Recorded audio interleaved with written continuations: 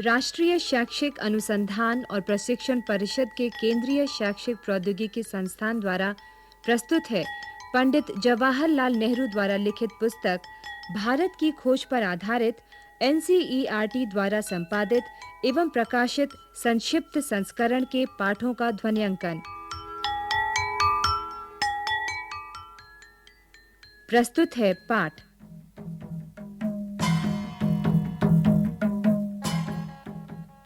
प्राचीन भारत में जीवन और कर्म।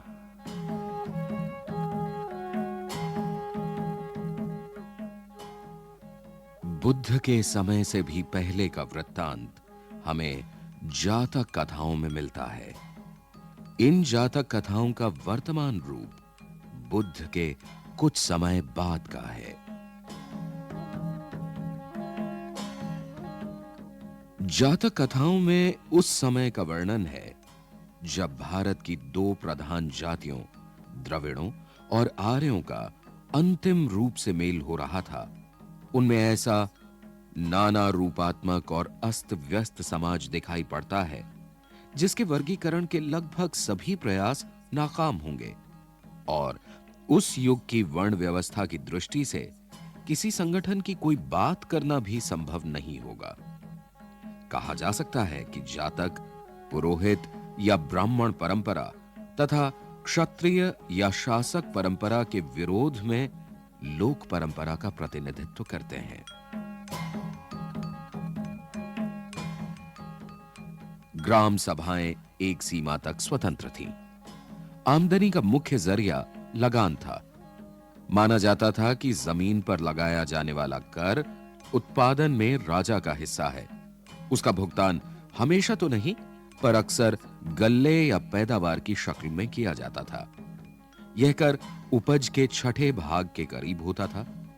यह सभ्यता मुख्य रूप से कृषि केंद्रित थी और इसकी बुनियादी इकाई स्वशासित गांव थे। राजनीतिक और आर्थिक ढांचा इन्हीं ग्राम समुदायों से बनाया जाता था जिन्हें 10-10 और 100-100 के समूह में बांट दिया जाता था।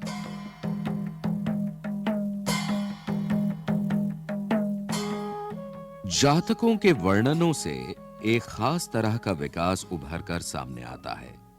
यह विशेष दस्तकारियों से जुड़े लोगों की अलग बस्तियों और गांवों की स्थापना थी।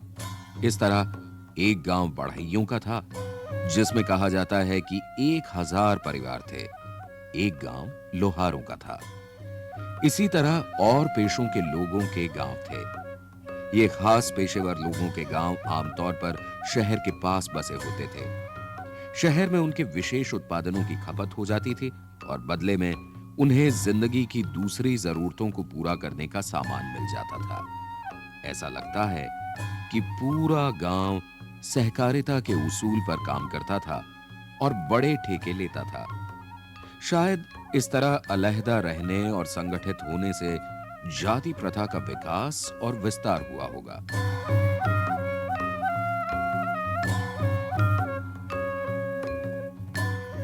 जातकों में सौदागरों की समुद्री यात्राओं के हवाले भारे पड़े हैं। सूखे रास्तों से रेगिस्तान को पार करके भड़ौच के पश्चिमी बंदरगाह और उत्तर में गांधार और मध्य एशिया तक कारवां जाया करते थे। भड़ौच से जहाज बेबीलोन यानी बावेरू के लिए फारस की खाड़ी को जाया करते थे। नदियों के रास्ते बहुत यातायात होता था। जातकों के अनुसार बेड़े बनारस, पटना, चंपा यानी भागलपुर और दूसरे स्थानों से समुद्र की ओर जाते थे और वहां से दक्षिणी बंदरगाहों और लंका और मलय टापू तक।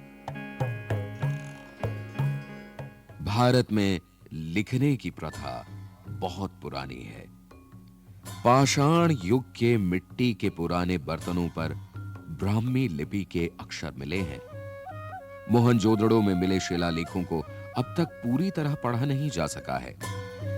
वे ब्राह्मी लेख जो पूरे भारत में मिले हैं निश्चित रूप से उस मूल लिपि में हैं जिससे भारत में देवनागरी और अन्य लिपियों का विकास हुआ है। अशोक के कुछ लेख ब्राह्मी लिपि में हैं। उत्तर पश्चिम में मिलने वाले कुछ अन्य लेख खरोष्टी लिपि में हैं। ईसा पूर्व 6ठी या 7वीं शताब्दी में पाणिनि ने संस्कृत भाषा में अपने प्रसिद्ध व्याकरण की रचना की। उन्होंने अपने से पहले के व्याकरणों का उल्लेख किया है। उनके समय तक संस्कृत का रूप स्थिर हो चुका था और वह एक निरंतर विकासशील साहित्य की भाषा बन चुकी थी। पाणिनि की रचना व्याकरण मात्र नहीं है। लेनिनग्राद के रूसी प्रोफेसर टी ज़ेरवात्स्की ने उसे मानव मस्तिष्क की सबसे महान रचनाओं में से एक कहा है। पाणिनि आज भी संस्कृत व्याकरण पर आधिकारिक प्रमाण माना जाता है। हालांकि बाद के व्याकरणों ने उसमें कुछ जोड़ा भी है और उसकी व्याख्या भी की है। यह दिलचस्प है कि पाणिनि ने यूनानी लिपि का उल्लेख किया है। इससे संकेत मिलता है कि पूर्व दिशा में सिकंदर के आने से बहुत पहले भारत और यूनान के बीच किसी न किसी तरह का संपर्क हो चुका था। औषध विज्ञान की पाठ्य पुस्तकें भी थी और अस्पताल भी।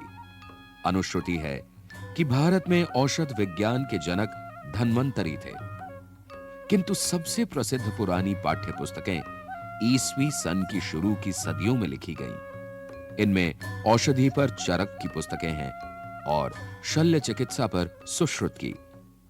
कहा जाता है कि चरक उन राजा कनिष्क के दरबार में राज्य वैद्य थे जिनकी राजधानी पश्चिमोत्तर दिशा में थी।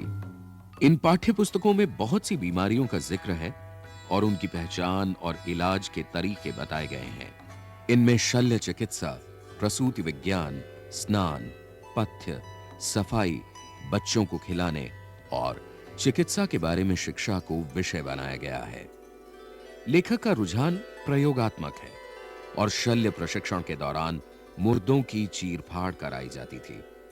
सुश्रुत ने शल्य क्रिया के औजारों का जिक्र किया है, साथ ही ऑपरेशन का भी, जिसमें अंगों को काटना, पेट काटना, ऑपरेशन से बच्चे को जन्म दिलाना, मोतियाबिंद का ऑपरेशन आदि सब शामिल हैं।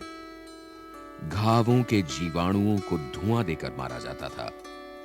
ईसा पूर्व 3री-4थी सदी में जानवरों के अस्पताल भी थे। यह जैन और बौद्ध धर्म का प्रभाव था, जिसमें अहिंसा पर बल दिया जाता था। महाकाव्यों के युग में अक्सर वनों में एक तरह के विश्वविद्यालयों का जिक्र प्रायः किया गया है। ये कस्बे या शहर से बहुत दूर नहीं होते थे। इनमें प्रसिद्ध विद्वानों के आसपास शिक्षा प्रशिक्षण के उद्देश्य से लोग इकट्ठे होते थे। शिक्षा में तरह तरह के विषय शामिल थे, जिनमें सैनिक प्रशिक्षण भी होता था। इन वनाश्रमों को इसलिए पसंद किया जाता था क्योंकि यहां शहरी जीवन के आकर्षणों से बचाकर विद्यार्थियों के लिए नियमित और ब्रह्मचर्य का जीवन बिताना संभव होता था। कुछ वर्ष तक यहां प्रशिक्षण के बाद उनसे अपेक्षा की जाती थी कि वे वापस लौटकर गृहस्थ और नागरिक जीवन बिताएं। इन वन शिक्षालयों में प्रायः छोटे छोटे गुट रहते थे, गो कि इस बात के संकेत मिलते हैं कि लोकप्रिय अध्यापक बड़ी संख्या में विद्यार्थियों को आकर्षित करते थे। बनारस हमेशा शिक्षा का केंद्र रहा। यहां तक कि बुद्ध के समय में भी वह प्राचीन केंद्र माना जाता था। किंतु उत्तर पश्चिम में आधुनिक पेशावर के पास एक प्राचीन और प्रसिद्ध विश्वविद्यालय तक्षशिला या तक्षशिला था।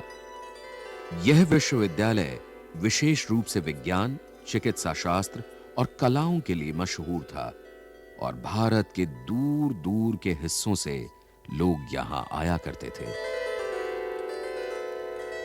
तक्षशिला का स्नातक होना सम्मान और विशेष योग्यता की बात समझी जाती थी।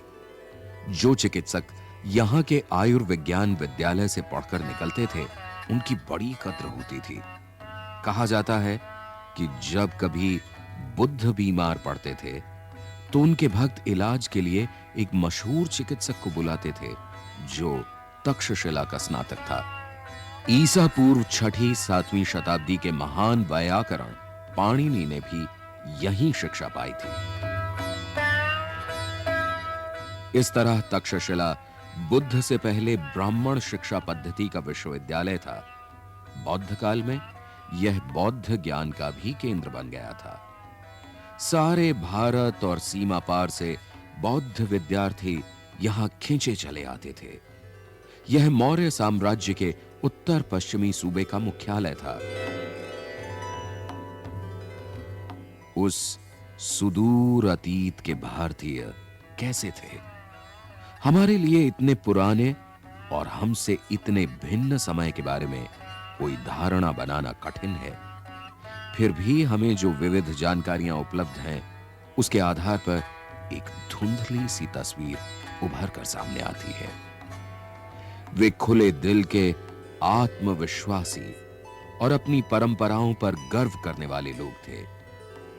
रहस्य की खोज में हाथ पांव मारने वाले, प्रकृति और मानव जीवन के बारे में बहुत से प्रश्नों से भरे, अपनी बनाई हुई मर्यादा और मूल्यों को महत्व देने वाले, पर जीवन में सहज भाव से आनंद लेने वाले और मौत का लापरवाही से सामना करने वाले लोग थे। अभी आप सुन रहे थे पाठ। लेखक पंडित जवाहरलाल नेहरू, संपादन और अनुवाद निर्मला जैन, वाचन स्वर जितेंद्र राम प्रकाश, ध्वन्यांकन सतीश लाड़े, दीपक पांडे, निर्माण सहयोग दाऊ दयाल चतुर्वेदी तथा निर्माण एवं प्रस्तुति रमेश रानी शर्मा।